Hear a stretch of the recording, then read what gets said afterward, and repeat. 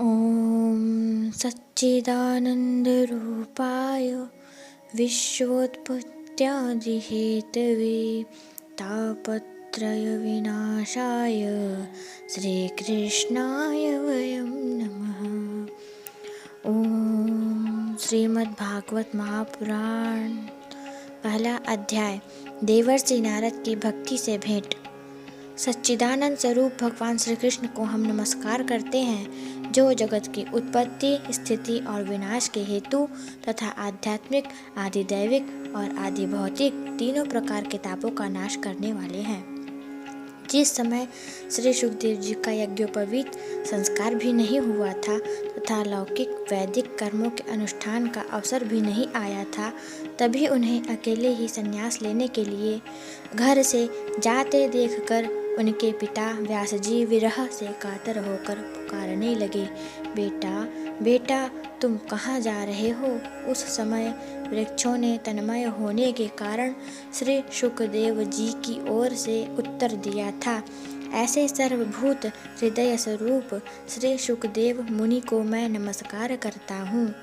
एक बार भगवत कथा अमृत का रसास्वादन करने में कुशल मुनिवर शौनक जी ने नैमिषारण्य क्षेत्र में विराजमान महामती सूत जी को नमस्कार करके उनसे पूछा। शौनक जी बोले, सूत जी, आपका ज्ञान अज्ञानांधकार को नष्ट करने के लिए करोड़ों सूर्यों के समान है।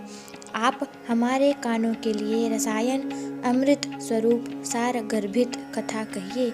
भक्ति, ज्ञान और वैराग्य से प्राप्त होने वाले महान विवेक की वृद्धि किस प्रकार होती है तथा वैष्णव लोग किस तरह इस माया मोह से अपना पीछा छुड़ाते हैं। इस घोर कलिकाल में जीव प्रायः आसुरी स्वभाव के हो गए हैं। विविध क्लेशों से आक्रांत इन जीवों को शुद्ध दैवी शक्ति संपन्न बनाने का सर्वश्रेष्ठ उपाय क्या है।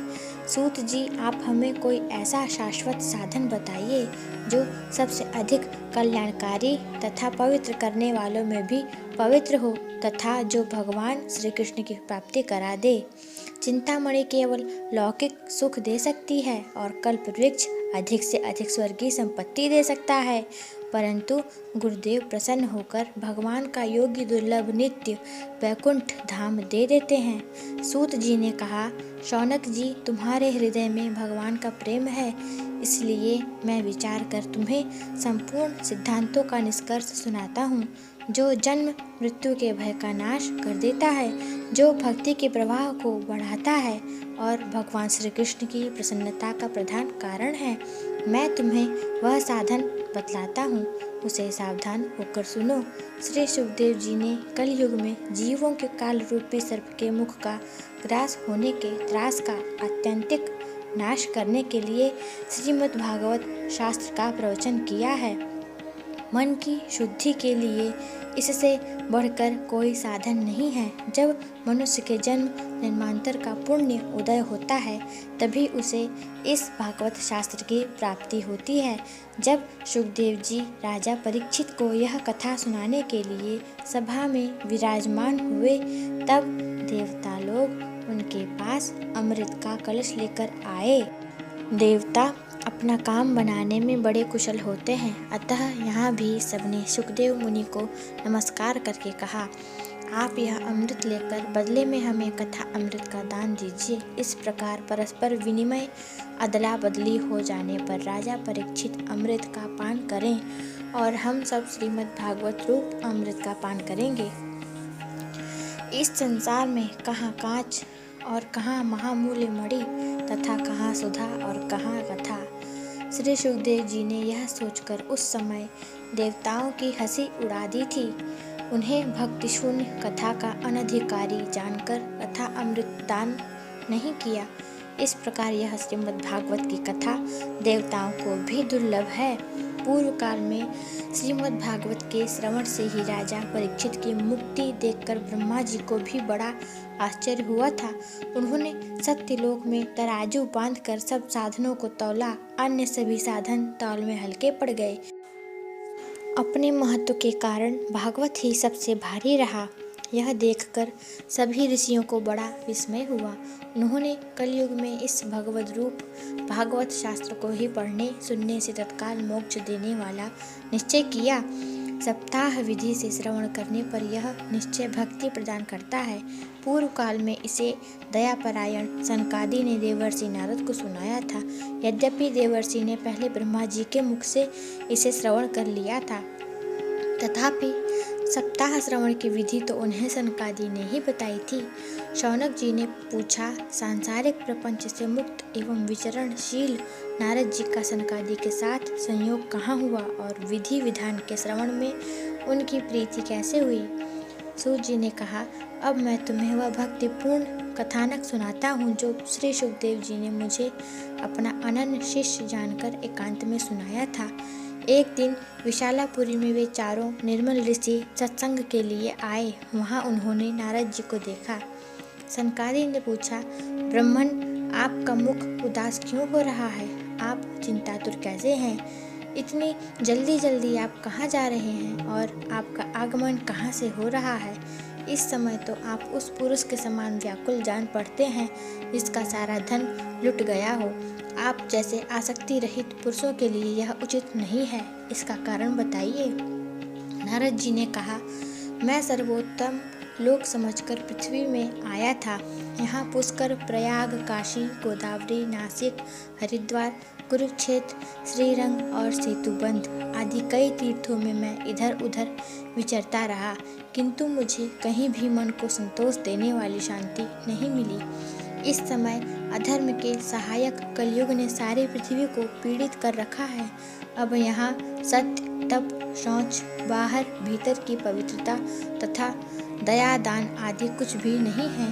बेचारे जीव केवल अपना पेट पालने में लगे हुए हैं। वे असत्यभाषी, आलसी, मंदबुद्धि, भाग्यहीन, उपद्रवग्रस्त हो गए हैं। जो साधु संत कहे जाते हैं वे पूरे पाखंडी हो गए हैं। देखने में तो वे विरक्त हैं, किंतु स्त्री धन आदि सभी का परिग्रह करते हैं। घरों में स्त्रियों का राज है। साले सलाहकार बने हुए हैं। लोभ से लोग कन्या विक्रय करते हैं और स्त्री पुरुषों में कलह मचा रहता है।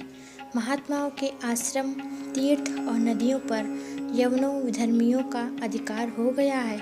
उन दुष्टों ने बहुत से देवालय भी नष्ट कर दिए हैं।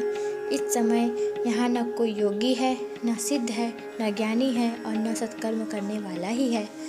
सारे साधन इस समय कलिरूप दावानल से जलकर भस्म हो गए हैं। इस कलयुग में सभी देशवासी बाजारों में अन्न बेचने लगे हैं। ब्राह्मण लोग पैसा लेकर वेद पढ़ाते हैं और स्त्रियां वेश्यावृत्ति से निर्वाह करने लगी हैं। इस तरह कलयुग के दोष देखता और पृथ्वी पर विचरता हुआ मैं यमुना जी के तट पर पहुंचा, जहां भगवान श्री कृष्ण की अनेकों लीलाएं हो चुकी हैं। मुनिवरों सुनिए, वहां मैंने एक बड़ा आश्चर्य देखा। वहां एक युवती स्त्री खिन्न मन से बैठी थी। उसके पास दो वृद्ध पुरुष अचेत अवस्था में पड़े जोर जोर से सांस ले रहे थे। वह तरुणी उनकी सेवा करती हुई कभी उन्हें चेत कराने का प्रयत्न करती और कभी उनके आगे रोने लगती थी। वह अपने शरीर के रक्षक परमात्मा को दसों दिशाओं में देख रही थी। उसके चारों ओर सैकड़ों स्त्रियां उसे पंखा झल रही थीं और बार बार समझाती जाती थीं। दूर से यह सब चरित देखकर मैं कुतूहलवश उसके पास चला गया। मुझे देखकर वह युवती खड़ी हो गई और बड़ी व्याकुल होकर कहने लगी। युवती ने कहा, अजी महात्मा जी, क्षण भर ठहर जाइए और मेरी चिंता को नष्ट करिए। आपका दर्शन तो संसार के सभी पापों को सर्वथा नष्ट कर देने वाला है। आपके वचनों से मेरे दुख की भी बहुत कुछ शांति हो जाएगी। मनुष्य का जब बड़ा भाग्य होता है तभी आपके दर्शन हुआ करते हैं। नारद जी कहते हैं, तब मैंने उस स्त्री से पूछा, देवी तुम कौन हो? ये दोनों पुरुष तुम्हारे क्या होते हैं और तुम्हारे पास ये कमल नयनी देवियाँ कौन हैं? तुम हमें विस्तार से अपने दुख का कारण बताओ। युवती ने कहा, मेरा नाम भक्ति है। ये ज्ञान और वैराग्य नामक मेरे पुत्र हैं। समय के फेर से ही ये ऐसे जर्जर हो गए हैं। ये देवियाँ गंगा जी आदि नदियाँ हैं, ये सब मेरी सेवा करने के लिए ही आई हैं। इस प्रकार साक्षात देवियों के द्वारा सेवित होने पर भी मुझे सुख शांति नहीं है। तपोधन, अब ध्यान देकर मेरा वृत्तांत सुनिए। मेरी कथा वैसे तो प्रसिद्ध है, फिर भी उसे सुनकर आप मुझे शांति प्रदान करें। भक्तों, इसके आगे का वीडियो आपको आगे के वीडियो में मिलेगा। अगर आपको इसमें कोई भी त्रुटि नज़र आती है तो हमें प्लीज़ कमेंट करके ज़रूर बताएं। जय श्री कृष्णा, जय श्री राधे।